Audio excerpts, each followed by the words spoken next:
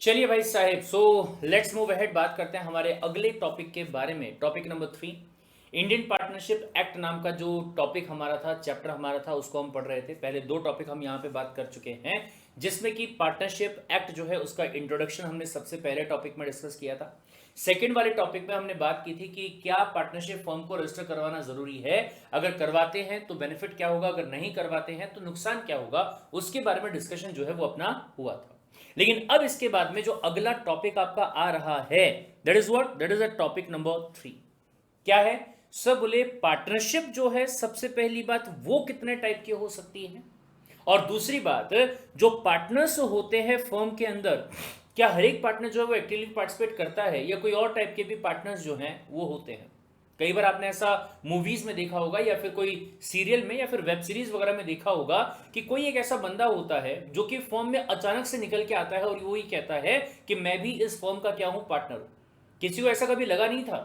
For example, शायद आपने series देखा होगा, नाम क्या है, मनी हाइस्ट। नहीं सर, हम बोले वो 1% जनता में आते हैं जिन्होंने आज तक जीओटी और मनी हाइस्ट नाम का सीरीज जो है वो नहीं देखा, राइट। लेकिन अगर आपने देखा होगा तो सडनली आपको पता चलता है कि कहीं से कोई एक बंदा निकल के आता है जो ये कहता है कि मैं भी इनके साथ में इन्वॉल्व था, और अभी तक मेरा मतलब लोगों को पता नहीं था कि मैं इस फर्म के साथ में जुड़ा हुआ हूं, या इन लोगों के साथ में मिलकर मैं क्या करता हूं, काम करता हूं। Got the point. तो आज ये 2 टॉपिक्स के बारे में डिस्कशन हम जो है करने वाले हैं। सबसे पहला जो पॉइंट आपका आता है कि पार्टनरशिप जो है वो बोले कितने टाइप की हो सकती है।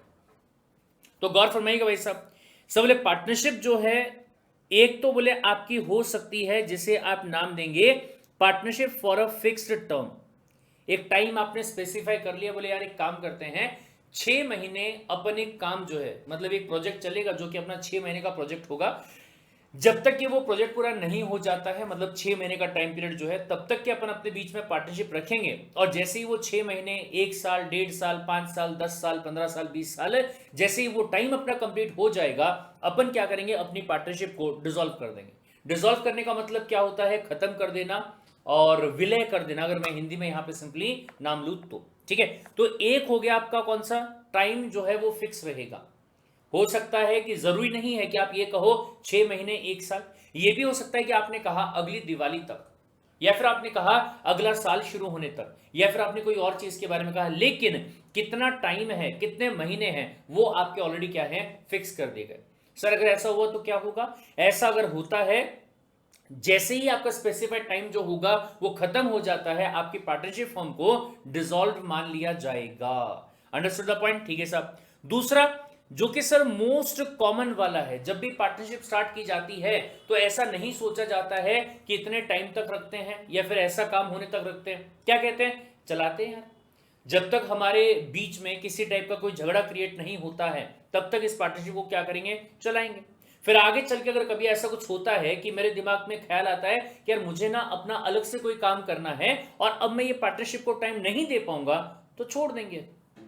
तो ऐसे केस में अपन इस चीज को क्या कर देंगे, छोड़ देंगे, इसको अपन आगे नहीं बढ़ाएंगे बोले फिर, राइट। तो उसे कहा जाता है पार्टनरशिप एट विल। और फिर उसके बाद में तीसरा जो है वो आपका आता है जिसे क्या कहा जाएगा, पर्टिकुलर पार्टनरशिप। सर किसी स्पेसिफाइड ऑब्जेक्ट को अचीव करने के लिए, किसी स्पेसिफाइड काम को पूरा करने के लिए अगर 2 पार्टीज के बीच में पार्टनरशिप करी गई होगी तो उसे नाम क्या दिया जाएगा, पर्टिकुलर पार्टनरशिप।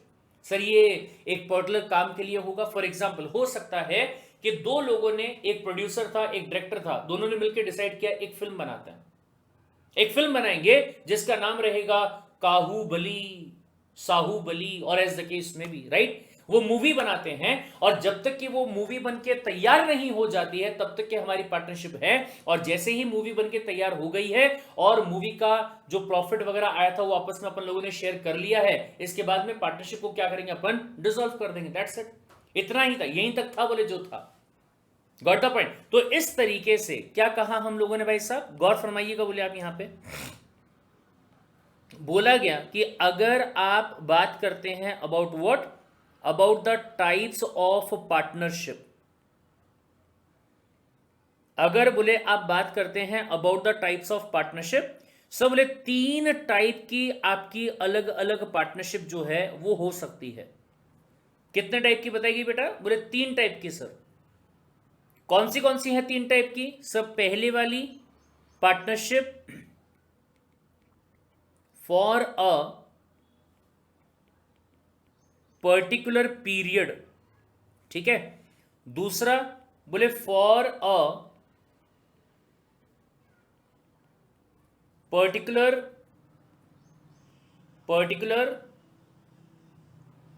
पर्पस, ठीक है। और तीसरा बोले partnership at will,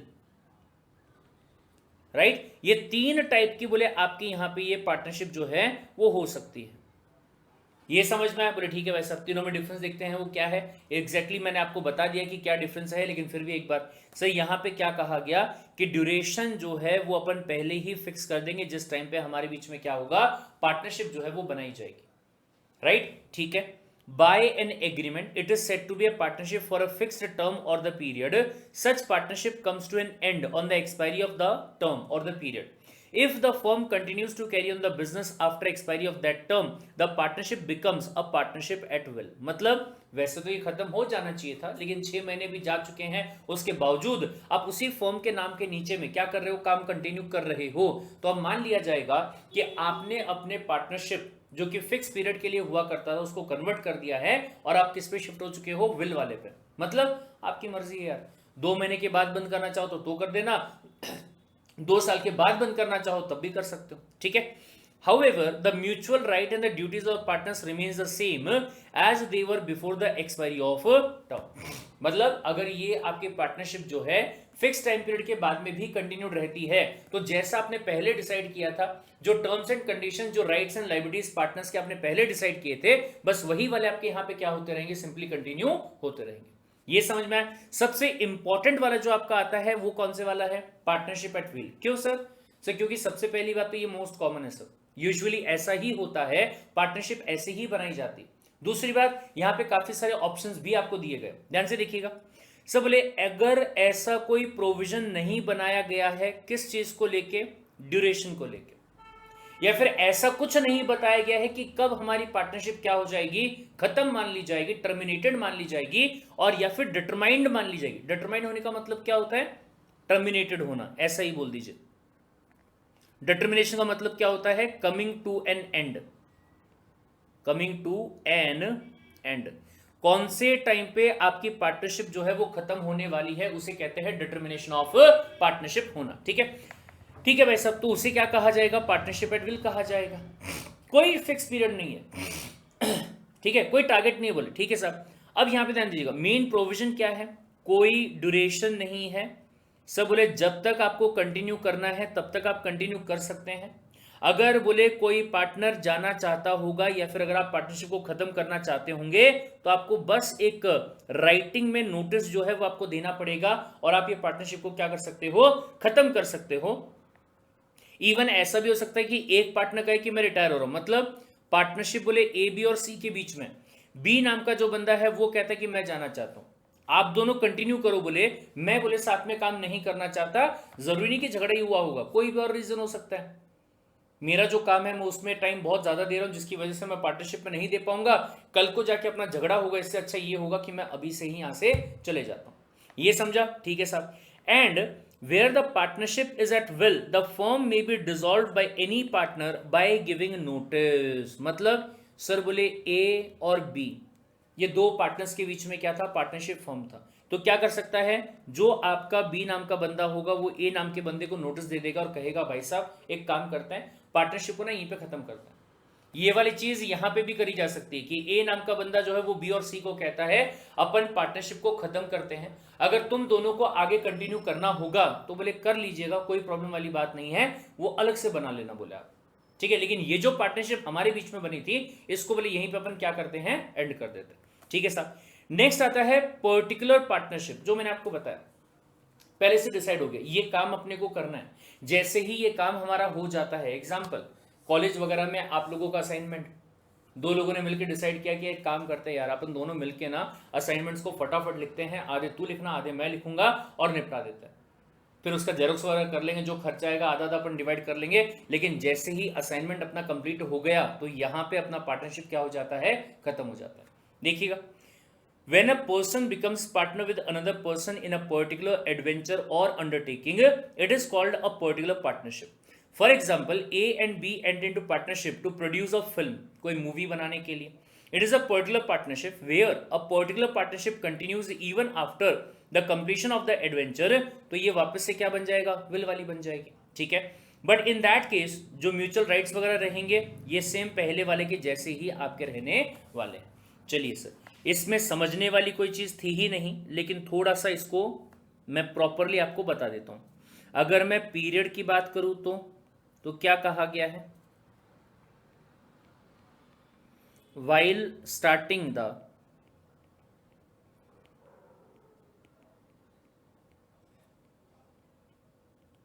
partnership of this kind,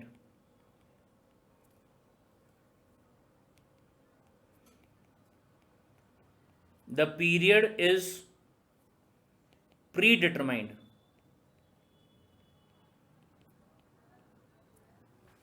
The period is predetermined and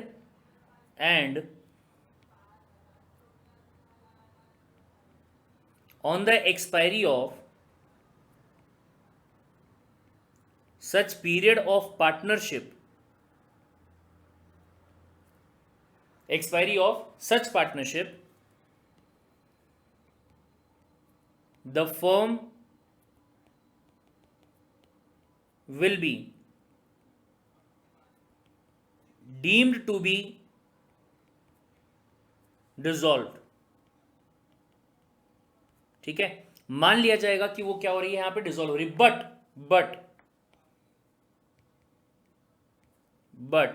even if after expiry of such period partners continue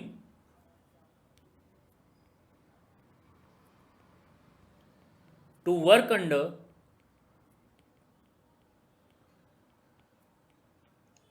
such partnership. ठीक है, ये लाइन को मैं यहां पे नहीं लिखता हूं फिलहाल. क्यों नहीं लिखता हूं बताऊंगा आपको मैं बाद में. ठीक है, चलिए. दूसरा आता है क्या? For a particular purpose. ठीक है, तो क्या बताएंगे? The objective oblique project oblique purpose, जिसको कि नोट्स में क्या बोला गया बेटा? नोट्स में नाम दिया गया है adventure. Adventure of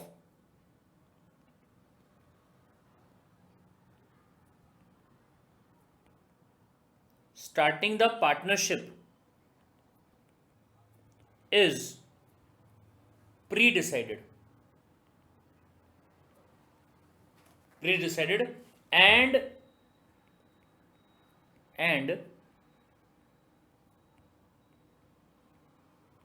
it shall remain into existence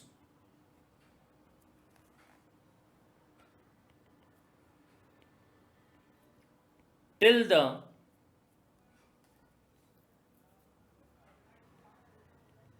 completion of such object. जब तक कि बोले आपका वो ऑब्जेक्ट पूरा नहीं हो जाता है तब तक कि आपकी फॉर्म जो है वो क्या होने वाली है? कंटिन्यू रहेगी. फिर उसके बाद में बोले काइंड ऑफ डिसॉल्व जो है वो आप सिंपली बोल सकते हैं. एट विल की बात करोगे तो sir this is most common form.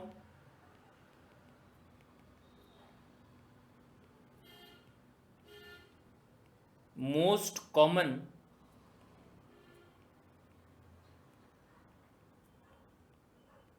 Form of partnership. सबसे ज्यादा कॉमन फॉर्म जो है पार्टनरशिप का वो यही वाला है. कौन से वाला? एट विल वाला. मतलब सब बोले the partners can continue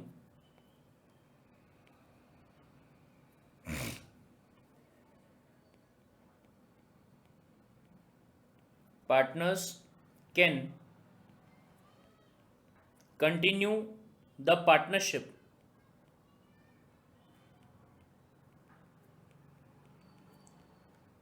till the time they desire. कितना भी टाइम, ऐसा कुछ फिक्स नहीं बोले पहले से, 2 दिन का भी हो सकता है, 2 साल का भी हो सकता है, 2 दशक का भी हो सकता है, बस 2 जन्मों का मत बोल देना भाई साहब, वो निब्बा और निबी की कहानी है। ठीक है, रियलिटी में 2 जन्मों की बात मत कर देना, बोले 2 जन्मों तक अपनी या 7 जन्मों तक हमारी क्या है, पार्टनरशिप है बोले। Right, okay. फिर क्या कहेंगे, बोले any of partner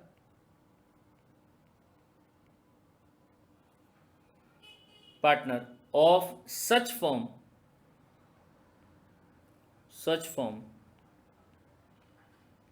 may retire or may propose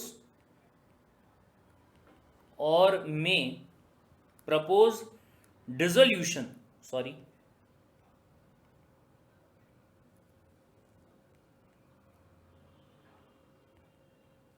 by giving notice to other partners.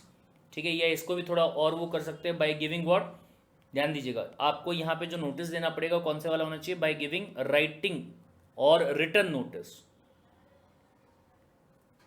Return वाला यानी कि लिखित में नोटिस जो है वो बोले आपको यहाँ पे देना पड़ेगा सामने वाली पार्टी को, यानी कि जो आपके बाकी पार्टनर्स रहेंगे उनको। ठीक है, ठीक है साहब, लेकिन ये ध्यान से देखिएगा, सर बोले चाहे तो मैं इसकी बात कर लूं और चाहे बोले मैं इसकी बात कर लूं, दोनों में सेम पॉइंट आ रहा है क्या, इफ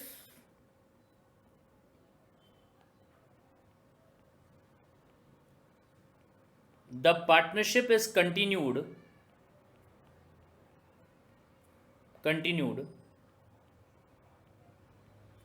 beyond such period और ऑब्जेक्ट। ठीक है, अगर उस पीरियड से या फिर उस ऑब्जेक्ट से भी आप बियॉन्ड चले जा रहे हो और पार्टनरशिप को अगर आप क्या कर रहे हो, कंटिन्यू कर रहे हो, then it will be assumed, then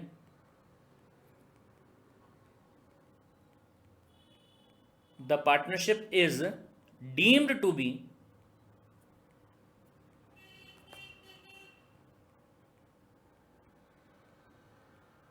partnership at will, ऐसा उसको सिंपली मान लिया जाएगा। और बाद में तो फिर वही वाला प्रोविजन जो अपन ने वहां पे पढ़ा था, ये वाला आपका क्या होगा, एप्लीकेबल यहाँ पे हो जाएगा। ये समझ में आया क्या भाई साहब, दैट्स इट। ये छोटा सा पॉइंट था आपका। अगर मैं यहाँ पे इसके बारे में बात करूँ तो जस्ट अ सेकेंड गाइस, थोड़ा सा कथू तो भी प्रॉब्लम यहाँ पे हो गया है, लेकिन अब इसको ठीक कर देते हैं, not to worry at all, just a second.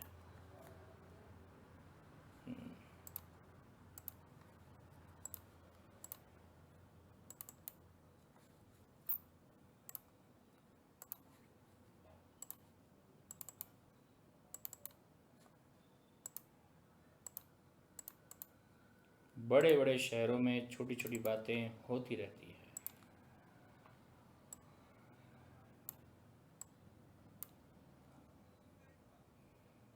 बड़े बड़े शहरों में छोटी छोटी बातें। चलिए भाई साहब, ये समझ में आया। लेकिन अगला जो पॉइंट आपका आता है, जिसमें इस पर्टिकुलर टॉपिक का सबसे इंपॉर्टेंट और बड़े वाला पॉइंट आपका है, नाम क्या है, बोले टाइप्स ऑफ पार्टनर। सर बोले पार्टनर्स जो हैं वो आपके काफ़ी टाइप के हो सकते हैं।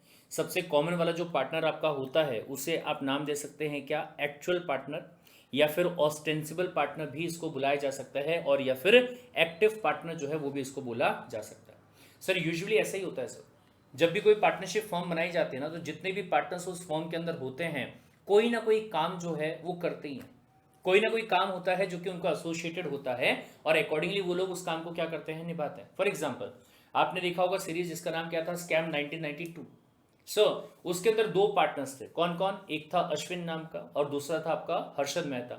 हालांकि एक पार्टनर और वहां पे था, जो क्या नाम था उसका, भूषण, राइट। ऑल्दो वो सिर्फ नाम का ही पार्टनर था, या उसको ऐसा लगता था कि वो वहां पे क्या है, पार्टनर है। बट अगर मैं एग्जैक्टली यहाँ पे बात करूँ तो क्या मैं कह सकता हूँ कि हर्षद मेहता और अश्विन ये दोनों वहां पे क्या है, एक्टिव पार्टनर है। से क्या दोनों सेम काम करते हैं क्या, अरे यार एक ही काम अगर 2 लोग कर रहे होंगे तो उसे तो आप इकोनॉमिक्स की बैंड बजाना कहेंगे। क्या ये सही रहेगा? Answer is no sir. Economics में हमने क्या पढ़ा है कि there should be optimum utilization of resources.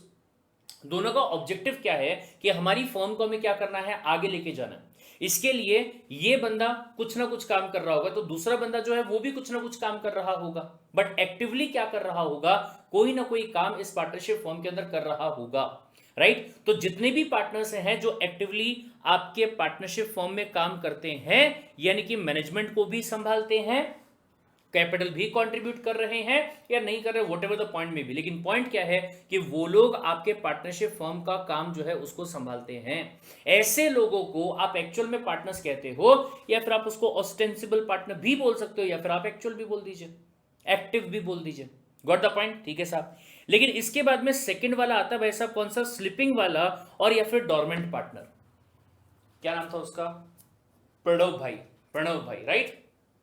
Pranav भाई कहता है कि देख मेरे भाई, वैसे तो मैं तेरे साथ में कोई काम कर नहीं सकता हूं क्योंकि तेरा और मेरा लेवल जो है वो मैच नहीं होता, लेकिन मैं फिर भी बोले तेरे हिम्मत को, तेरे जज्बे को बोले सलाम करता हूं। तो what I can do is कि मैं ना तेरे को एक काइंड ऑफ हिंट दे सकता हूं कि तू किसके किसके पास में जाके अप्रोच कर सकता है इन्वेस्टमेंट वगैरह के लिए, जिनसे तू पैसे लेके आ सकता है।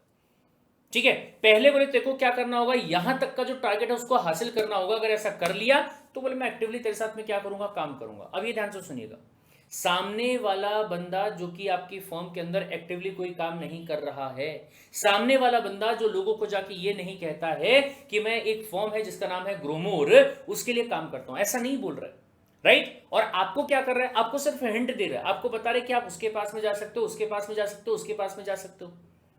हर्षद मेहता ने पूछा कि क्या मैं आपका रेफरेंस दे सकता हूं क्या? उसने कहा नहीं, रेफरेंस नहीं दे सकते बोले आप मेरा, या आप ये नहीं बता सकते हो कि प्रणव भाई जो है वो मेरे साथ में मिलकर काम करते हैं। ये समझ में आया? तो ऐसे इंसान को आप क्या कहेंगे, स्लीपिंग वाला पार्टनर और या फिर डोरमेंट वाला पार्टनर। ये समझ में आया? बोले ठीक है भाई साहब। फिर इसके बाद में अगर मैं अगले पॉइंट के बारे में बात करूं, ये ध्यान से सुनिएगा, तीसरे वाला पॉइंट, नाम क्या है, नॉमिनल पार्टनर। मतलब सर एक ऐसा बंदा जो बेसिकली आपके फर्म के अंदर कोई एक्टिवली काम नहीं करता है, गॉट द पॉइंट, लेकिन उसका नाम अगर आपके फर्म के साथ में जुड़ जाए ना, उसका नाम अगर आपके फर्म के साथ में जुड़ जाए तो इसका फायदा जो होगा ना, ये बोले आपको बहुत ज्यादा मिलेगा। एग्जाम्पल, अगर आपने स्कैम 1992 सीरीज देखी होगी, अगर आप कहते नहीं सर मैंने नहीं देखा, तो मैं कहूंगा मेरे दोस्त कॉमर्स में होके अगर आपने स्कैम 1992 वेब सीरीज अगर नहीं देखी है तो आप अपने आप के साथ में नाइंसाफी कर रहे हो। सबसे पहले इस क्लास को छोड़ के आप वो जाके देखिए, क्योंकि बहुत सारी चीजें जो है वो आपको वहां पे क्या होंगी, समझ में आएगी। ठीक है, तो वहां पे क्या होता है, अजय केडिया नाम का एक बंदा होता है जिसके बारे में हर्षद मेहता ने काफी सुना हुआ रहता है कि यार ये बंदा जो है ये बोले मनी मार्केट के अंदर काइंड ऑफ किंग है। हर्षद मेहता उसके तरफ दोस्ती का हाथ बढ़ाता है, कहता है कि क्यों ना हम साथ मिलकर काम करें। यहां पे हर्षद मेहता का इंटेंशन क्या है कि अगर सामने वाला बंदा यहां काम नहीं भी करता है तो कोई फर्क नहीं पड़ेगा, बस सामने वाला बंदा अपना नाम जो है ना वो बोले लैंड कर दे, सिर्फ नाम दे दे कि हम इसके साथ में काम करते हैं, इतना अगर वो बोल देना तो पब्लिक का जो कॉन्फिडेंस है वो बोले अपने ऊपर आ जाए। कई ऐसे लोग होते हैं भाई साहब, सिर्फ अगर अपना नाम यहां पे लैंड कर देते तो ऐसे केस में क्या होगा, बोले हमारी फॉर्म के लिए काफी फायदा हो जाएगा, फॉर्म को काफी कॉन्ट्रैक्ट वगैरह जो है वो मिल सकते हैं और काफी चीजें यहां पे हो सकती है।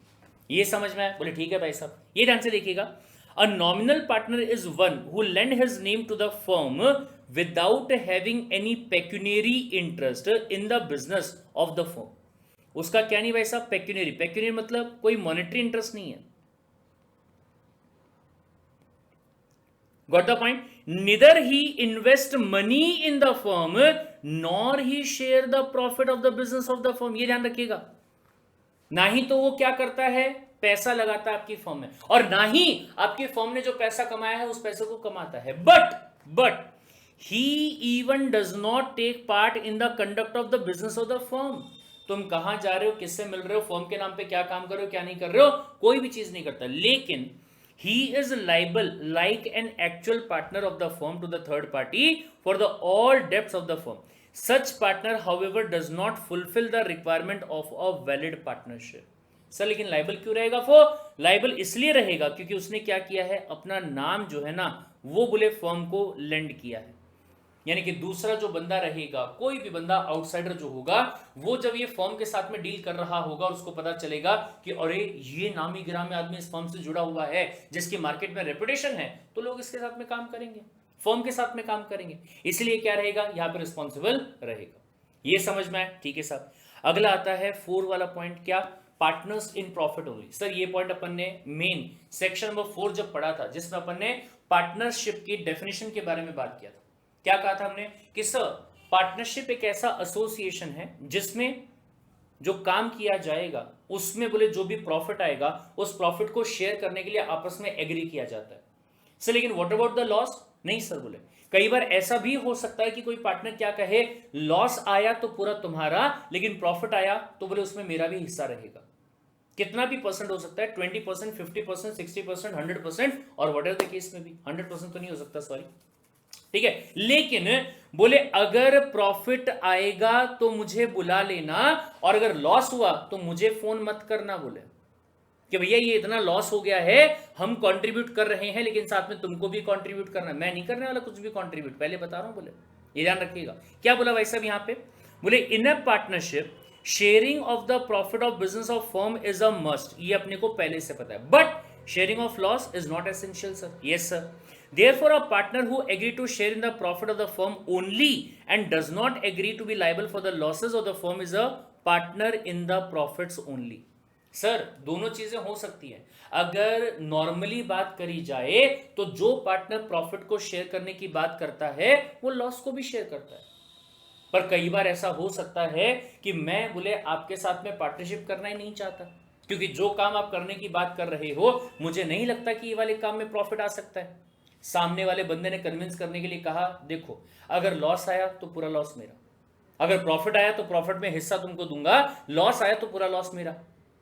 फिर बोले ठीक है, कोई दिक्कत ही नहीं है, बैंक में पैसा रखूंगा, इससे अच्छा मैं पैसा तेरे को दे देता हूं, लगा बोले मार्केट के अंदर, अगर प्रॉफिट आया तो मेरे को दे देना, लेकिन अगर लॉस आया तो तू जाने तेरा काम जाने, मेरे को नहीं पता। ये समझ में आया? बोले ठीक है sir. Now however he is liable to the third parties. Yes sir. बाहर वाले बंदे को जब आपने बता दिया कि मैं पार्टनर हूं, अब आप सिर्फ प्रॉफिट में पार्टनर है या फिर लॉसेस में भी पार्टनर है, ये बाहर वाले को कैसे पता? सर मतलब बाहर वाले को लॉसेस देने पड़ेंगे। ये ध्यान से सुनिएगा, यहां पे इंपॉर्टेंट पॉइंट क्या कहता है, दो चीजें। सर बोले ए नाम का बंदा है और बी नाम का बंदा है, ए ने बी को अप्रोच किया, चल बोले अपन मिलके एक पार्टनरशिप फर्म जो है वो बनाते हैं। बी ने कहा नहीं यार मेरे को नहीं करना, क्योंकि जो चीज के लिए तू काम करने की बात कर रहा है मुझे नहीं लगता उसमें प्रॉफिट जो है वो आ सकता है। तो ए ने कहा कि देख अगर प्रॉफिट आया तो 20% प्रॉफिट मैं तेरे को दूंगा और 80% प्रॉफिट जो है वो मैं रखूंगा। अगर लॉस आया तो बोले पूरा 100% लॉस जो है वो मेरा होगा, तेरा कोई भी लॉस नहीं होगा। डन? बोले ठीक है डन। ए और बी दोनों पार्टीज के बीच में ये वाली बात पे क्या हो गया, डिस्कशन हो गया, और ये वाली बात को उसने क्या कर लिया, एग्री कर लिया। ये वाली बात को क्या कर लिया उसने, एग्री कर लिया। हाँ ठीक है बोले डन, यही ऐसा ही करते बोले पर, राइट। लेकिन अब मान लीजिए ये होने के बाद में पार्टनरशिप फॉर्म के नाम पे इन्होंने क्या किया, किसी थर्ड पार्टी के साथ में कॉन्ट्रैक्ट किया, ठीक है। अच्छा बी नाम का जो बंदा है वो तो काम कर ही नहीं रहा है, उसने कहा देख भाई मैं पैसा दे दिया तेरे को, अब इसके बाद में काम क्या करना है क्या नहीं करना तू जाने, तेरा काम जाने। हाँ बाहर जाके तू ये बता सकता है कि अपन दोनों की यहाँ पे क्या है, पार्टनरशिप फॉर्म है, ठीक है। बोले थर्ड पार्टी के साथ में काम किया और थर्ड पार्टी ने मान लो इस फर्म को कुल मिला के 10 लाख रुपए का उधार जो है वो दे दिया, एग्जाम्पल मान लीजिए, ठीक है। जो कि ऑब्वियस सी बात है कि 1 साल के बाद में या जितना भी टाइम पीरियड होगा उसके बाद में क्या करना पड़ेगा, सब बोले ये उधार को चुकाना पड़ेगा सर, इसका रिपेमेंट करना पड़ेगा। बोले हाँ। थर्ड पार्टी आया फर्म के पास में रिपेमेंट मांगने के लिए, पार्टनरशिप फर्म के पास में पैसा है ही नहीं, बर्बाद हो चुकी है, ठीक है। तो थर्ड पार्टी जो है उसने क्या किया, उसने ए को बोला पैसा दे और साथ में उसने बी को बोला पैसा दे। बी कहता है कि अरे मेरे और ए के बीच में तो एग्रीमेंट हुआ था कि अगर लॉस होता है तो पूरा लॉस वही बेयर करेगा, तुम मेरे से नहीं मांग सकते। तो थर्ड पार्टी जो है वो कहता है भाई साहब एक सेकंड, तुम्हारा इंटरनल क्या एग्री हुआ था क्या नहीं हुआ था मुझे क्या पता, मैं तो गुड फेथ में काम कर रहा हूं, मैं कौन हूं, मैं बाहर वाला हूं, राइट। मेरे को मेरे पैसे से मतलब है, अगर इससे पूरा पैसा मैं रिकवर कर पाता हूं तो बहुत ही अच्छी बात है। अगर ए ने पूरा का पूरा 10 लाख रुपए उसको दे दिया तो थर्ड पार्टी चला जाएगा अपने घर, लेकिन ए जो है उसके पास में देने के लिए सिर्फ 2 लाख रुपए ही है, 2 लाख रुपए उसने दिए और वो क्या हो गया, इंसॉल्वेंट हो गया।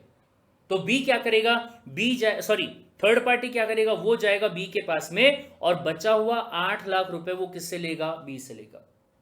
ये समझ में। हालांकि चूंकि आप दोनों के बीच में एग्री क्या हुआ था कि मैं कोई भी लॉस बेयर नहीं करूंगा, और फिर भी अगर आपको करना पड़ा तो आपको जो भी नुकसान यहां पे हुआ है मिस्टर बी को, ये पैसा बोले आप ए से लेने की बात यहां पे कर सकते हैं, कोई दिक्कत वाली बात नहीं। बट आउटसाइडर के लिए दोनों क्या रहेंगे, रिस्पॉन्सिबल यहां पे रहेंगे। इस बात को ध्यान रखिएगा। Is this point clear? बोले ठीक है भाई साहब। चलिए, फॉर ऑल ऑफ द डेप्ट of the firm it is so because as per the law every partner is liable severally. Severally का मतलब क्या होता है, अलग अलग, ठीक है, एंड ज्वाइंटली ऑल्सो, अलग अलग भी और ज्वाइंटली भी। मतलब 10 लाख रुपया जो है ये ए और बी दोनों मिला के दे दे तो भी चलेगा। अगर एक के पास पैसा नहीं है, कोई बात नहीं भाई साहब, पूरा पैसा मैं किससे ले लूंगा, बी से ले लूंगा। अगर बी पैसा नहीं देता तो बी के ऊपर मैं केस करने का हकदार हूं, बोले। ऐसा कौन कहता है, आउटसाइडर कहता है।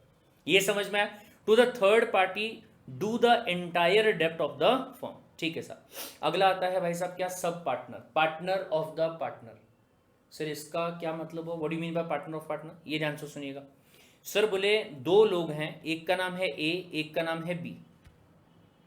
Got the point. ये 2 लोगों ने मिलकर डिसाइड किया, चलो बोले अपन ना एक पार्टनरशिप फर्म स्टार्ट करते हैं और अपन क्या करेंगे, एक ना चाय की दुकान डालते हैं। आजकल बहुत चल रहा है बोले चाय की दुकान, चाय की जो शॉप होती है ना वो डालते हैं और चाय का अपन क्या करेंगे, बिजनेस करेंगे। बोले ठीक है भाई साहब। अब हुआ क्या, डिसाइड किया गया कि ए नाम का जो बंदा है वो सुबह 7 AM से लेके दोपहर को 2 PM तक चाय की दुकान जो है वहां पे बैठेगा, ठीक है। फिर बोले शाम को अगर आप बात करोगे यहाँ पे तो 2 PM से लेके ये लगा लो कि 8 PM तक कौन बैठने वाला है, बोले ये बंदा बैठेगा, बी नाम का जो बंदा है वो बैठेगा, ठीक है। बोले फिर इसके बाद में बोले चाय का काम करके जो भी अपने पास में प्रॉफिट यहां पे आता है, आधा प्रॉफिट बोले तू लेके जाना और आधा प्रॉफिट कौन लेके जाएगा, तू लेके जाएगा। ये भी सही है, बोले कोई दिक्कत वाली बात नहीं। लेकिन ध्यान से सुनिएगा, बी नाम का जो बंदा है इसके अपने कुछ पर्सनल कमिटमेंट्स थे। क्या थे, पर्सनल कमिटमेंट्स थे, ठीक है। निब्बी थी जो शाम के टाइम पे बी नाम के निब्बे का वेट करती थी, बोले शाम को अपन चलेंगे कहीं पे घूमने वगैरह, पानी पूरी खा के आएंगे, गोलगप्पे खा के आएंगे, क्या बोले दिन भर दुकान पे बैठा रहता है, ठीक है।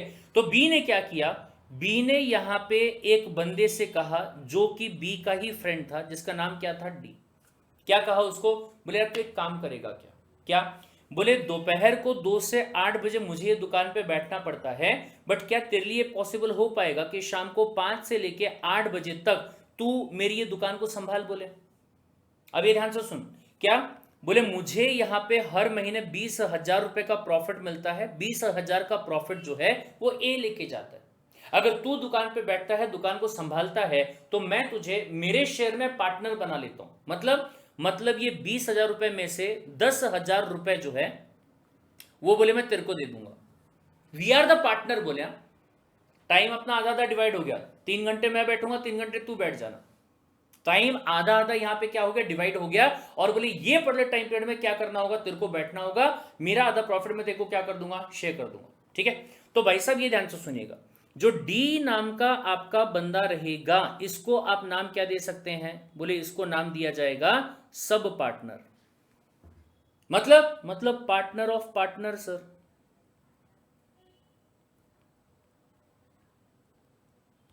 ये समझ में आया क्या, बोले हाँ सर। लेकिन एक बात बताओ, क्या सर बोले जैसे रिलेशन बी और डी के आपस में है, क्या इस बात की गारंटी है कि डी और ए की भी अच्छे रिलेशन होंगे। आपने बी नाम के बंदे ने डी को बोला कि यार तू शाम को बैठ जा करके, क्या ये बात ए नाम का जो बंदा है उसको पसंद होगी क्या, नहीं सर, उसको शायद ये बात पसंद नहीं होगी। वो क्या बोलेगा, अरे मेरे भाई अगर डी के साथ में पार्टनरशिप करना होता तो मैं तेरे को प्रपोजल क्यों देता, मैं खुद कर लेता ना उसके साथ में, क्योंकि मेरे को भी पता है कि तेरे को कहीं जाना होगा, तू जा बोले कहीं और, मैं इसके साथ में पार्टनरशिप कर लेता। ये समझ में आए। तो अब एक बात बताइए, क्या पार्टनर का जो पार्टनर होगा उसे फर्म का पार्टनर बोला जाना चाहिए क्या, आंसर इज नो सर। क्यों, क्योंकि जिस बंदे को आपने यहां पे अपॉइंट किया है, क्या ये हम दोनों के म्यूचुअल कंसेंट से अपॉइंट किया गया है क्या, आपका जवाब क्या आएगा, नहीं सर। म्यूचुअल कंसेंट से तो इस बंदे का अपॉइंटमेंट जो है वो कतई नहीं हुआ है। तो अगर इस बंदे का अपॉइंटमेंट म्यूचुअल कंसेंट से नहीं हुआ होगा तो वो पार्टनर ऑफ द फर्म कहलाएगा क्या? नहीं सर। ये ध्यान से सुनिएगा, पार्टनर ऑफ पार्टनर और the sub partner is not partner of whole firm. उसे कभी भी पूरे फर्म का पार्टनर नहीं कहा जाएगा। ये बात को आप क्या रखिएगा, अपने दिमाग में बैठा के रखिएगा। Is this point clear? कोई डाउट ये चीज में? बोले ठीक है भाई साहब। चलिए पढ़ लेते हैं एक बार क्या कहते हैं यहां पे। अ सब partner is not a partner in firm, वो फर्म में पार्टनर नहीं है साहेब, ठीक है, but he is but a partner in the firm. Thus, a sub partner is a person who gets a share in the profit derived by a partner। मतलब जो 20,000 रुपए का प्रॉफिट आया है उसमें शेयर नहीं मिलेगा आपको। तो सर बोले 20,000 रुपए का जो प्रॉफिट था उसका जो हिस्सा बी नाम के बंदे को मिला है उसमें शायद आपको शेयर मिल रहा होगा। ए कहता है मेरे को उससे कोई मतलब है ही नहीं, ठीक है। From the firm, a sub partner is not directly connected with the firm and does not have a mutual agency। क्योंकि ए कहता है यार मैं तो जानते नहीं उसको, तेरा दोस्त है, तू जाने तेरा काम जाने, मैं क्या करूं उसका, राइट, ठीक है। with any partner of the firm, therefore he cannot bind the firm by his act। उसने जो काम किया होगा उससे आप बी को बाइंड कर सकते हैं। डी नाम का जो बंदा काम कर रहा है उससे बोले बी को बाइंड किया जा सकता है, लेकिन क्या ए बाइंड होगा क्या? नहीं साहब। ए कहता है मैंने नहीं अपॉइंट करवाया उसको, मैंने नहीं बोला कि चलो इस बंदे को अपन क्या कर लेते हैं, म्यूचुअली अपॉइंट कर लेते हैं। ये समझ में आए? ठीक है। He does neither enjoy any right against the firm nor does he carry any duty for the business of the firm। क्यों? अरे वो फर्म का पार्टनर ही नहीं ना भाई साहब। He is not a partner of the firm, he is a partner of the partner। ये समझ में आया? But a partner of partner आना चाहिए यहां पे। ये जो पॉइंट रहेगा ना यहां पे क्या आ जाएगा, पार्टनर ऑफ पार्टनर, राइट, ये ध्यान रखिएगा, ठीक है भाई साहब। ये आगे समझ में अपने को, गॉट द पॉइंट, ठीक है। अगला पॉइंट जो है वो आपका यहां पे आता है पॉइंट नंबर 6। ये क्या कहता है? सो बोले पार्टनर बाय स्टॉपेल और bye holding out. Sir estoppel का मतलब क्या होता है? Denied from. सर मतलब डिनाइड फ्रॉम का मतलब, ये ध्यान से सुनिएगा। सो बोले ए और बी नाम का जो बंदा है उन्होंने क्या किया, एक चाय की दुकान खोली, ठीक है, या फिर कोई कैफे वगैरह जो है वो स्टार्ट किया, ठीक है। और ए का या बी का कोई फ्रेंड था जो कि रोज वहां पे आके बैठ जाता था और नॉर्मली उसको अच्छा लगता था कि दोस्तों के पास में जाके बोले मैं बैठ रहा हूँ और उनके साथ में थोड़ा टाइम भी स्पेंड हो जाता है और थोड़ा बोले मेरे को भी एक्सपीरियंस मिल जाता है। ऑल्दो ये ध्यान से सुनिएगा, बहुत ही इंपॉर्टेंट वाली चीज, बोले ना ही तो ए चाहता है ना ही बी चाहता है कि जो सी नाम का उनका फ्रेंड है उसे क्या बना जाए, हमारी फर्म में पार्टनर बना जाए। लेकिन ये जो सी नाम का बंदा है ये हमारे पार्टनरशिप फर्म के प्रीमाइसेस में हमेशा बैठे रहता है। कहां पे बैठे रहता है? पार्टनरशिप फर्म के प्रीमाइसेस में हमेशा बैठे रहता है। Got the point? और सर जितने भी बोले कस्टमर्स वगैरह हैं जो बोले हमारे फर्म के अंदर आते हैं, सारे के सारे फॉर्म सारे के सारे कस्टमर्स को ये जाके पूछ लेता है, हाँ जी सर बताइए क्या चाहिए था आपको, क्या हम आपके लिए पेश करवाएं। बोले ये ऑर्डर करना था। ए वेटर इधर आओ, ये देखो सर का क्या चाहिए इनको बताओ, राइट। मतलब ये ऐसा दिखाने की कोशिश कर रहा है एज इफ इस पार्टनरशिप फर्म के अंदर ये क्या है, ये पार्टनर है या फिर इस फर्म का मालिक है, इस फर्म के 3 मालिकों में से एक मालिक ये है, ऐसा वो दिखाने की कोशिश कर रहा है। Got the point? बट क्या ये बंदा रियलिटी में पार्टनर है क्या? तो आप क्या कहोगे, नहीं sir he is not a partner. Although एक कस्टमर ने उससे पूछ भी लिया, अरे आप इतने एक्टिवली यहां पे काम कर रहे हो, आप भी यहां के पार्टनर हो क्या? तो वो कहता अरे समझ लो, बोले हम ही बोले पार्टनर हैं, ठीक है। बोले लगे तो इनसे पूछ लो, क्यों भाई हूं ना, बोले मैं पार्टनर। इन्होंने कहा दोस्त है। हाँ हाँ, अरे हाँ हाँ हाँ, ठीक है ठीक है, राइट। उनको थोड़ी पता था कुछ ऐसा हो जाएगा वैसा हो जाएगा, राइट। अब हुआ क्या कि इस पर्टिकुलर बंदे ने जो इनको चीजें सर्व करवाई उसमें कुछ तो भी कमी निकल गई।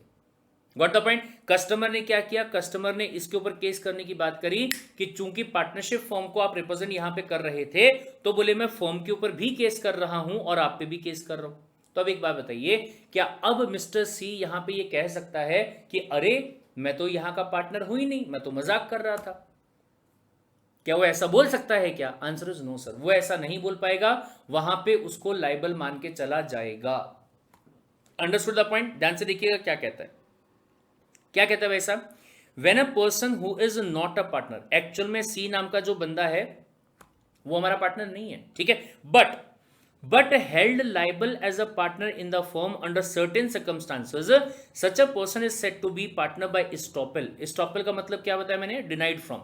एक बार अगर आपने एक्ट ऐसा किया कि आप उस फर्म के पार्टनर हैं, तो बाद में आप ये फैक्ट से क्या नहीं कर सकते? डिनाई नहीं कर सकते, ठीक है साहब। और holding out, a person is held liable as a partner by holding out, कब? दो केसेस में भाई साहब। पहला, when he by spoken or the written words or by conduct represent himself to be a partner in a firm। उसको पूछा गया क्या तुम यहाँ के पार्टनर हो?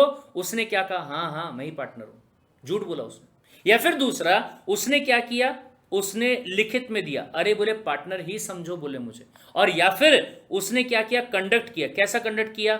अरे बोले मेरे को बताओ क्या प्रॉब्लम है, वो कर सकता है मैं भी सॉल्व कर सकता हूं, बताओ क्या प्रॉब्लम, मैं करता हूं बोले सॉल्व। मतलब आप दिखा रहे हो कि आप क्या हो? आप पार्टनर हो। ये समझ में आया? ठीक है भाई साहब। फिर उसके बाद में, or he knowingly permit himself to be represented as a partner in the firm, तो आप डिनाई नहीं कर सकते। और दूसरा, सो बोले any other person having faith on such representation gives credit to the firm. हाँ ये ध्यान से सुनिएगा, इसका मतलब क्या हुआ? दोनों कंडीशंस का पूरा होना जरूरी है।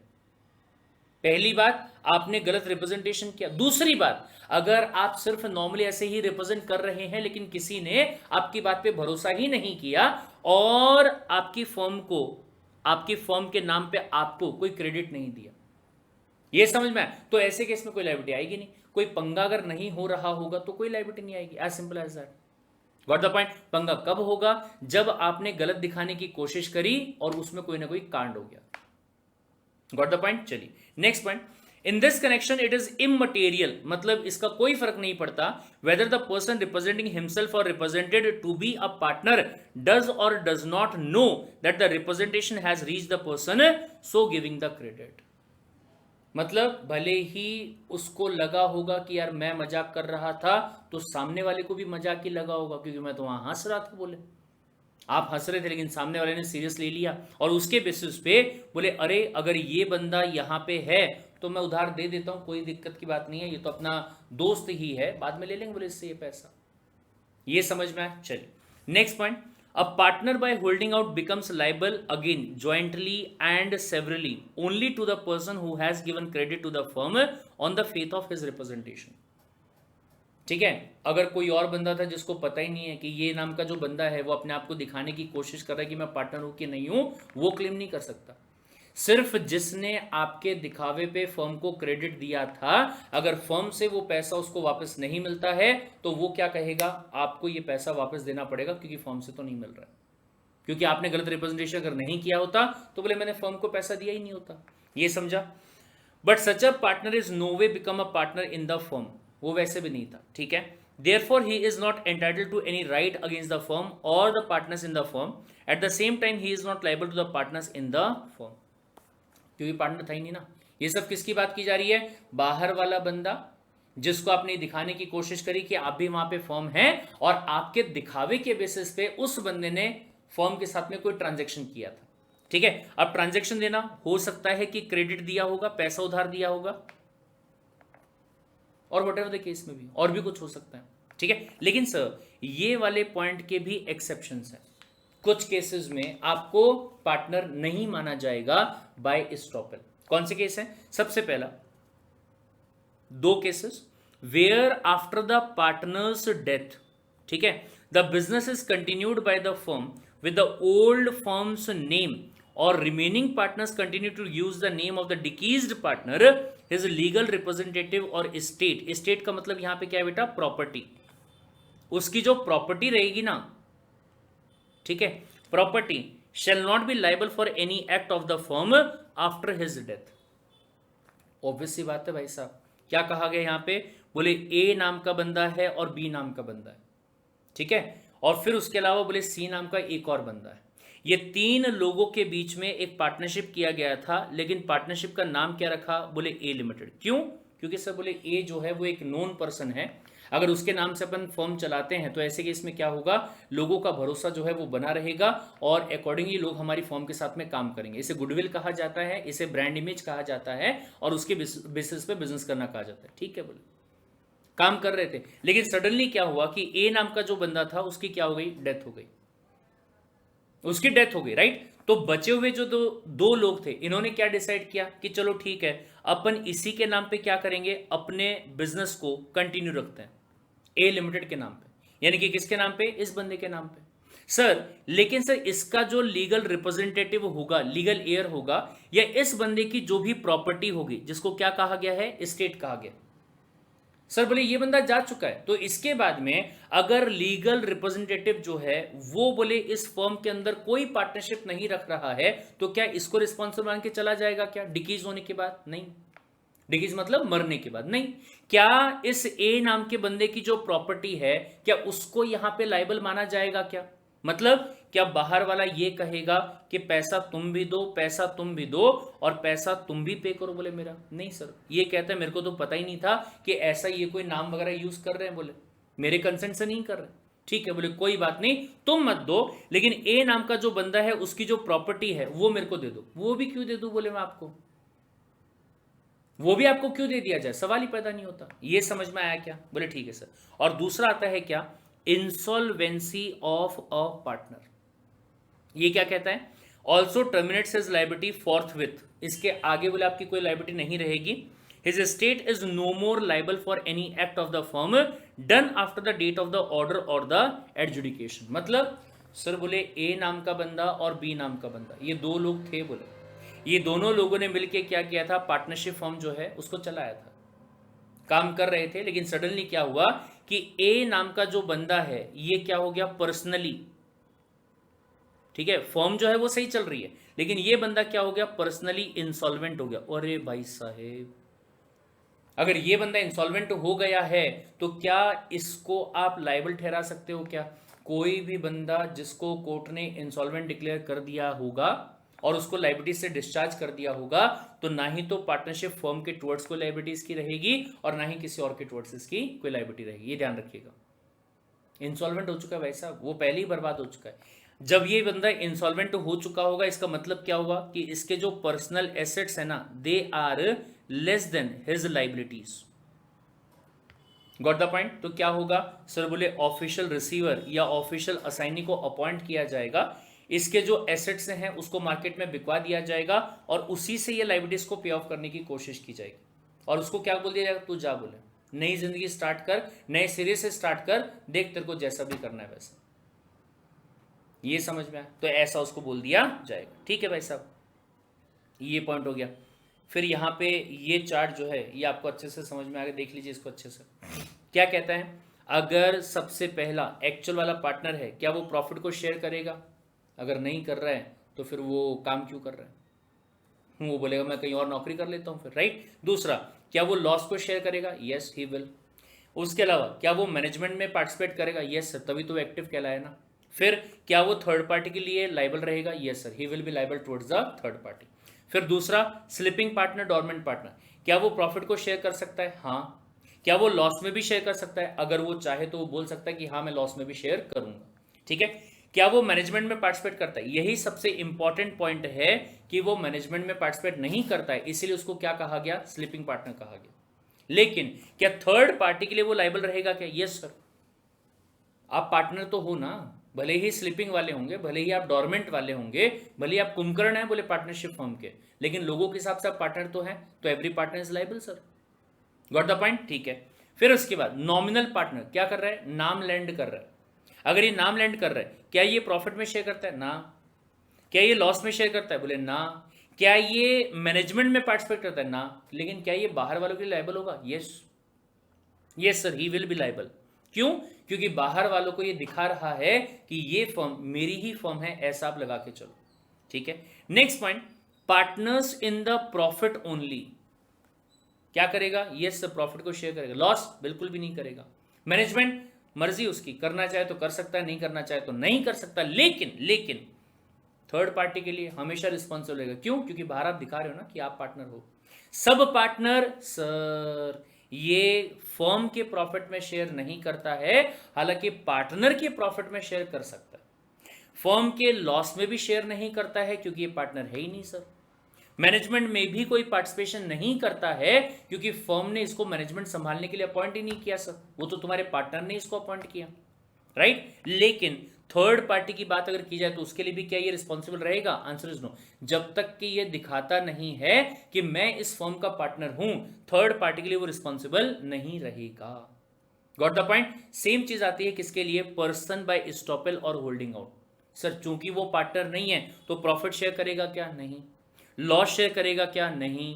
मैनेजमेंट में पार्टिसिपेट करेगा क्या? नहीं। लेकिन अगर उसने क्या किया था, थर्ड पार्टी को उसने ये दिखाया था कि हाँ मैं भी यहाँ पे पार्टनर वगैरह हूं, और आपके दिखावे के बेसिस पे अगर वो थर्ड पार्टी ने आपकी फर्म के साथ में काम किया था और अगर उस बंदे को नुकसान हो गया तो आप उसके लिए क्या रहेंगे? लायबल रहेंगे। ये समझ में आया क्या भाई साहब? Is this point clear? तो ये पॉइंट को आप अपने दिमाग में बैठा लीजिए। Got the point? चलिए चार्ट वापस से आपका बनता है प्यारा अच्छा सा। अगर बोले आप बात करते हैं किसके बारे में? टाइप्स ऑफ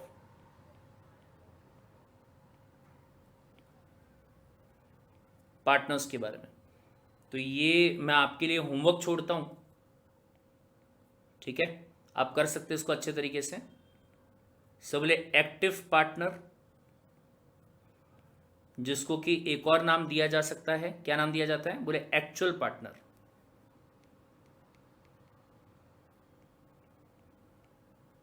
ठीक है, या ऑस्टेंसिबल भी आप इसको बोल सकते हैं।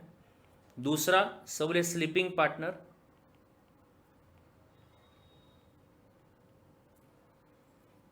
फिर तीसरा सब बोले nominal partner,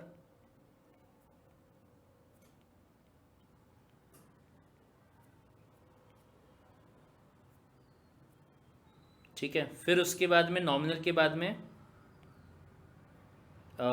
sub partner,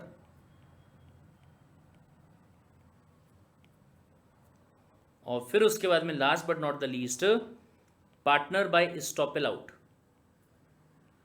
sorry partner by estoppel, और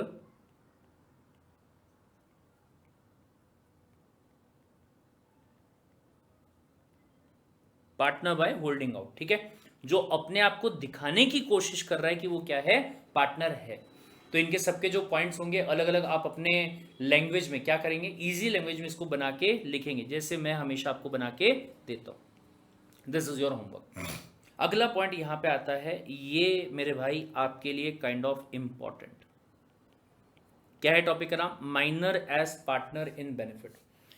याद होगा हमने पढ़ा था कि सर माइनर तो कॉम्पिटेंट ही नहीं होता है कॉन्ट्रैक्ट करने के लिए। हाँ सर नहीं होता है बोले, लेकिन हमने साथ में ये भी पढ़ा था कि अगर माइनर के बेनिफिट के लिए कोई कॉन्ट्रैक्ट किया जा रहा होगा तो दैट कैन बी डन। बोले हाँ, वो चीज बोले पार्टनरशिप फॉर्म में भी एप्लीकेबल होती है। अगर बोले माइनर को आप पार्टनर बनाने की बात करते हैं तो नहीं बना सकते, लेकिन अगर आप माइनर को एडमिट करना चाहते हैं ताकि उसको बेनिफिट प्रोवाइड किया जा सके, we are okay with that, right. लेकिन सब्जेक्ट टू कंडीशन कि सारे के सारे जो पार्टनर्स रहेंगे उन्होंने इस बात पे एग्री करना चाहिए। कोई एक बंदा है जो किसी एक माइनर के लिए बेनिफिट देना चाहता है, लेकिन बाकी पार्टनर्स कहते हैं कि उसको बेनिफिट देने के लिए हम लोग क्यों मेहनत करें भाई साहब, तेरे को उस पर प्यार आ रहा है, एक काम कर तू अपना हिस्सा दे दे, राइट। लेकिन ये भी हो सकता है कि जो माइनर आपका यहाँ पे है वो आपके किसी पार्टनर का ही बेटा था, किसी पार्टनर का ही बच्चा था, राइट। और इसके पहले कि वो बच्चा बड़ा होता उसके मम्मी पापा की क्या हो गई? डेथ हो गई। ऐसा हो सकता है।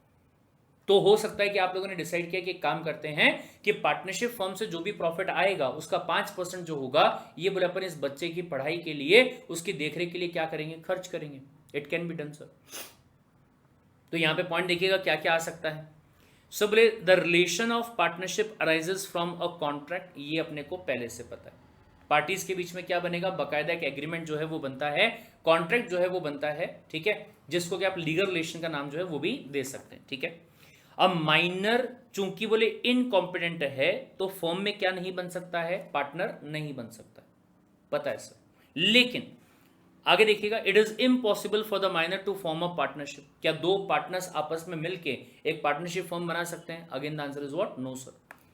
Even one adult and all the other minors can not form a partnership. दो माइनर भी नहीं कर सकते, एक अडल्ट और एक माइनर भी नहीं कर सकता, या 5-6 अडल्ट है और एक माइनर है वो भी नहीं चलेगा, या 5 माइनर है एक अडल्ट है वो भी नहीं चलेगा। ठीक है। According to the Supreme Court of India, a minor can never be a full fledged partner even in an existing firm. ये कौन से केस में डिसाइड हुआ था? CIT मतलब कि commissioner of income tax versus Dwarka Das Khetan and company में decide हुआ था, राइट। कंपनी, लेकिन हाँ ये ध्यान से सुनिएगा, अगले वाला जो पॉइंट आपका है क्या कहता है, बोले however minor can be admitted to the benefits of the partnership. A person who is a minor may not be a partner in the firm but with the consent of, ये सबसे important वाली बात, अगर बाकी जो सारे के सारे पार्टनर्स हैं उनको अगर कोई ऐतराज नहीं होगा तो ये डिसाइड किया जा सकता है कि इस पर्टिकुलर माइनर को हम क्या करेंगे, हम सारे लोग जो प्रॉफिट हम कमा रहे होंगे, तो जैसे मान लो कुल मिला के 3 पार्टनर्स हैं A, B और C, इनकी फर्म है जिसका नाम क्या है, ABC एंड कंपनी। ठीक है।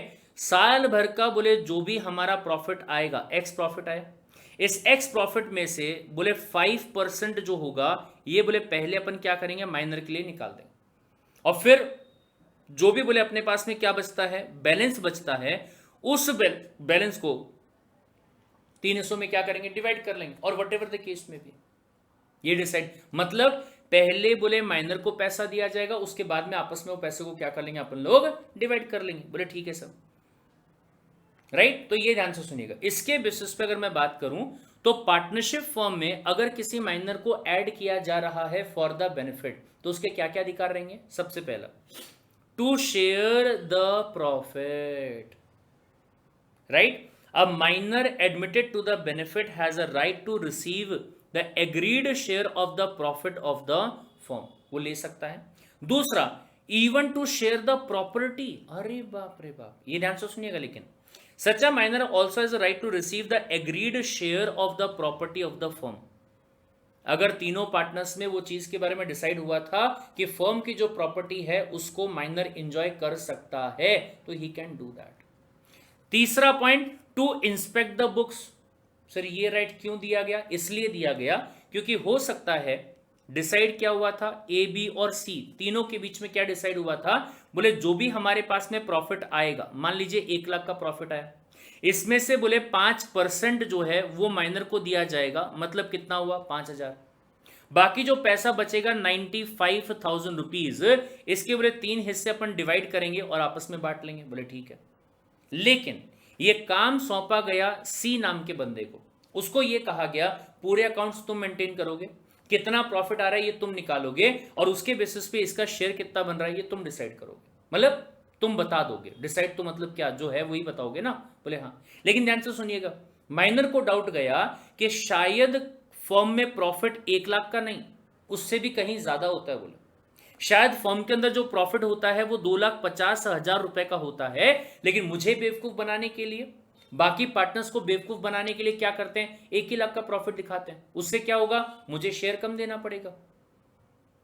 तो मेरे पास में अधिकार होना चाहिए कि मैं क्या कर लूं, मैं बोले बुक्स वगैरह को इंस्पेक्ट कर लूं। ये समझ में आया। बोले ठीक है भाई साहब, तो उसके पास में ये अधिकार होगा। अकाउंट्स की कॉपीज भी मांग सकता है भाई साहब वो बंदा, अगर उसको बेनिफिट्स के लिए ऐड किया गया है तो वो अकाउंट्स की कॉपी भी मांग सकता है। And even he can file a case against the partner. अगर इंस्पेक्शन करने पे, चेक करने पे उसको पता चला कि C नाम का जो बंदा है वो क्या कर रहा था, वो ये घपला यहां पे कर रहा था, 1.5 लाख की चीज 1 लाख में दिखा रहा था, जिसकी वजह से उसका जो शेयर है वो कम आ रहा था। ऐसा पिछले 3-4 साल से हो रहा था। उसने क्या किया, फर्म के सामने ये प्रपोजल रखा, ये चीज के बारे में रखा कि मेरे साथ में ऐसा ऐसा हो रहा था, मुझे मेरा पैसा दे दो आप। अच्छा एक बात और ध्यान से सुनिएगा, फर्म कभी किसी पे एहसान नहीं करता है कि अरे यार ये माइनर है, एक काम करते इसके लिए कर देते हैं, नहीं, कोई नहीं करता। कब होता है, जब वो माइनर का फर्म में कहीं ना कोई इंटरेस्ट था, या उसके पिताजी का नाम जो है वो आपकी फर्म के साथ में जुड़ा हुआ था, या उसके पापा का जो कैपिटल है वो आपके फर्म के अंदर जुड़ा हुआ था, उस वजह से आपने ये चीज के लिए एग्री किया। या फिर हो सकता है ये बोला गया होगा कि माइनर के पास में पैसे की कमी नहीं, तुम एक काम करो, तुम पैसा दे दो। माइनर ने क्या किया, 10 लाख रुपए दे दिए, लो बोले पैसा है मेरे पास में, देता हूं बोले मैं आपको, ठीक है। और माइनर को क्या कहा गया, प्रॉफिट दिया जाएगा, बोले तुमको पैसा पहले ले लिया, लाइबिलिटी फर्दर नहीं है। आगे चल के लायबिलिटी नहीं आएगी, पहले ही पैसा ले लिया और क्या कहा गया कि तुमको इसके ऊपर रिटर्न जो है वो दिया जाएगा, यानी कि प्रॉफिट में हिस्सा जो है वो दिया जाएगा। तो ही हैज द राइट ना, उसको प्रॉफिट मिलना चाहिए। प्रॉफिट सही मिल रहा है कि नहीं मिल रहा है उसके लिए बुक्स को चेक कर सकता है, इंस्पेक्शन भी कर सकता है, कॉपी भी मंगवा सकता है, और अगर लगा कि कोई पार्टनर गलत काम वहां पे कर रहा है और उसका पैसा खा गया तो उसके ऊपर केस भी कर सकता है, पूरी फॉर्म पे भी केस कर सकता है। ये समझ में आया क्या भाई साहब? चलिए, फिर टू बिकम और नॉट टू बिकम, ये ध्यान से सुनिएगा, ये बहुत इंपॉर्टेंट है भाई साहब। क्या? ये हम सभी लोग जानते हैं कि जो भी माइनर 18 साल का हो जाता है तो ये क्या बन जाएगा? ये बन जाएगा मेजर, ठीक है। और जिस दिन ये मेजर बनता है इसके बाद इसके पास में 6 महीने का टाइम होता है, 6 मंथ्स का टाइम होता है, जिसमें उसको क्या करना होगा? डिसाइड करना पड़ेगा। क्या डिसाइड करना पड़ेगा? कि क्या वो इस फर्म के अंदर एज अ पार्टनर कंटिन्यू करना चाहता है और या फिर वो एज अ पार्टनर कंटिन्यू नहीं करना चाहता। ये उसके पास में ऑप्शन है, राइट। अगर वो चाहे तो 6 महीने के बाद में फर्म में एज अ पार्टनर कंटिन्यू कर सकता है, और या फिर वो चाहे तो बोल सकता है कि नहीं सर, मेरे को कोई पार्टनरशिप में कंटिन्यू नहीं करना है, मैं अपना अलग ही कुछ करना चाहता हूं, ठीक है। बट जो भी उसका डिसीजन होगा ये आपको क्या करना होगा? फर्म को इंटीमेट करना पड़ेगा। कब करोगे? जिस दिन आप मेजर हुए थे उसके 6 महीने के अंदर अंदर। ये समझ में आया? सच माइनर ऑन अटेनिंग मेजोरिटी, आपके पास में ऑप्शन है, आप चाहो तो क्या कर सकते हो? पार्टनर बन सकते हो, और चाहो तो क्या कर सकते हो? मेरे को नहीं बनना बोले, ठीक है। He may use this option at any time, कब कर सकते हो? 6 महीने के अंदर अंदर डिसाइड कर लो बोले आप, आराम से, टाइम है आपके पास, ठीक है। और ऑफ हिज ऑब्टेनिंग नॉलेज, अच्छा हाँ ये भी ध्यान से सुनो, कई बार कैसा होता है बोले सामने वाला बंदा जो है वो बोले आज के दिन मेजर हो गया, आज का दिन कौन सा है? बोले 9 सितंबर, हैप्पी बर्थडे टू यू। 9 सितंबर को क्या हो गया? मेजर हो गया, लेकिन उसको 9 सितंबर को नहीं, लेकिन उसको पता कब चला? बोले 30 अक्टूबर को पता चला कि कोई तो भी फर्म है एबीसी नाम की है, और उस फर्म से तुम्हारे अकाउंट में पैसा आता है, उसको काफी टाइम के बाद पता चला। तो सर जो 6 महीने का टाइम है वो यहां से काउंट किया जाए और या फिर यहां से, तो क्या बोला गया? ये वाली डेट से। पहला, जिस दिन आप मेजर हुए हो। दूसरा, अगर आपको बाद में पता चला है तो जिस दिन आपको इस बात के बारे में पता चला कि आप क्या हो, आपको किसी फर्म के अंदर बेनिफिट्स के लिए क्या किया हुआ है? ऐड किया हुआ। Whichever is later, whichever is later, दोनों में से जो भी काम बाद में होगा। पहले से अगर आपको पता है तो मेजर होने के बाद 6 महीने, बाद में जाके पता चला तो जिस दिन पता चला उससे 6 महीने। ये समझ में आया? ठीक है साहब। फिर इसके बाद में लाइबिलिटीज ऑफ, अरे सर कोई लाइबिलिटी नहीं, ऐश, कोई पर्सनल लाइबिलिटी नहीं है। बस हाँ इतना रहेगा कि माइनर का जो शेयर रहेगा ना वो यहां पे लाइबल रहेगा। सर मतलब ये कि मान लीजिए फर्म में 1 लाख का प्रॉफिट हुआ, राइट, और क्या कहा गया था कि 5% जो है किसका हिस्सा है? बोले माइनर का हिस्सा है, यानी कि ये जो प्रॉफिट होगा ये किसका है? ये माइनर का है। लेकिन माइनर ने कहा अंतल ये पैसे का मैं अभी क्या कर लूंगा, मैं तो अभी थोता बत्ता हूं, तो बदा जब हो जाऊंगा ना तब बोले एक साथ ये पैसा मैं ले लूंगा। तो अंकल लोगों ने क्या किया? अंकल लोगों ने पार्टनरशिप फर्म का जो अकाउंट था उसी में ये 5,000 रुपए जो हैं उनको रख दिया। ये इस साल हुआ। 3-4 साल के बाद में ऐसे ही 5-5 हजार रुपए जो है वो ऐड करते गए। मान लीजिए 3 साल हो गए, कितने पैसे हो गए? 15,000 रुपए हो गए। 3 साल के बाद में लॉकडाउन वगैरह लग गया, कोरोना वोरोना ऐसा कुछ तो भी आ गया, जिसकी वजह से क्या हुआ? जिसकी वजह से पार्टनरशिप फर्म का नुकसान होना स्टार्ट हो गया। और नुकसान ऐसा हुआ कि बाहर वालों के 10 लाख रुपए जो है वो देने आ गए। अब ये 10 लाख रुपए बाहर वाले क्या करेंगे? ए से मांगेंगे, बी से मांगेंगे, सी से मांगेंगे। लेकिन क्या वो माइनर से मांग सकते हैं क्या? नहीं सर। लेकिन हाँ, माइनर के जो ये 15,000 रुपए रहेंगे जो कि किसके पास में फिलहाल? पार्टनरशिप फर्म के पास में, ठीक है। तो ये पैसा जरूर मांगा जा सकता है, ये ध्यान रखिएगा। The liability of such a minor is limited to the extent of his share in the property और the profit of the firm, right. चलिए, then liability in case of insolvency, ये ध्यान से सुनिएगा। सर बोले such minor will not be liable even in case of insolvency of firm. Sir कोई मतलब ही नहीं है ना, चाहे फर्म इंसॉल्वेंट हो रही होगी नहीं हो रही होगी, मेरी लाइबिलिटी कहीं नहीं, बोले सवाल ही पैदा नहीं होता, ठीक है। But in such a case his share जो रहेगा वो क्या रहेगा? लाइबल रहेगा। वो पहली बात कर चुके सर। चौथा पॉइंट सेम पॉइंट है, ये पहले अपन बात कर चुके हैं कि 6 महीने का आपके पास में टाइम है डिसाइड करने का। आपको इंटीमेट करना पड़ेगा कि आप एज अ पार्टनर कंटिन्यू करना चाहते हो और या फिर नहीं चाहते हो। ये समझ में आया क्या भाई साहब? That's it. आई होप कि ये चीज़ को आपने नोट डाउन कर लिया होगा जो मैंने आपको लिख के दिया था। टाइप्स ऑफ पार्टनरशिप, पहले ये 2 वाली, इसमें भी मैं एक एक को जूम कर देता हूँ। सबसे पहला ये वाला ले लीजिएगा, दूसरा फिर ये वाला ले लीजिएगा, फिर दोनों के नीचे जो अपन ने पॉइंट लिया था ये वाला ले लीजिएगा, ठीक है। फिर उसके बाद में ये वाला पॉइंट एट विल वाला, partnership at will. Got it. और होमवर्क के लिए मैं आपको कौन सा दे रहा हूं? टाइप्स ऑफ पार्टनर्स के सारे पॉइंट जो है वो आपको यहां पे बनाने हैं। Understood the point? और एक टाइप आप चाहो तो यहीं पे ही लिख सकते हो, कंटिन्यू कर सकते हो। क्या बोले? Minor. This can also be done, ये भी आप यहां पे कंटिन्यू कर सकते हो। दैट्स इट भाई साहब। यहां पे ये जो आपका टॉपिक था, टॉपिक नंबर 3, जो कि था आपका types of the partnership and partners, ये होता है खत्म। अगला जो टॉपिक आपका आएगा टॉपिक नंबर 4, जिसमें कि हम बात करने वाले हैं क्या? रिलेशन ऑफ पार्टनर्स के बारे में। मिलते हैं उस टॉपिक में। Till then take care.